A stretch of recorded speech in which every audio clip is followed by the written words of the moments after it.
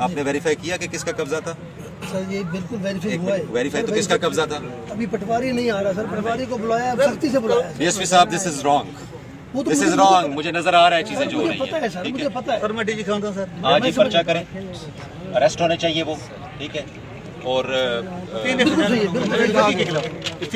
अभी शाम तक होगा, ठीक है। डीएसपी साहब जरा मेहरबानी करें, ये कब्जा नहीं कहा नहीं है आपने, एक मिनट सब्र करें ना, सब्र।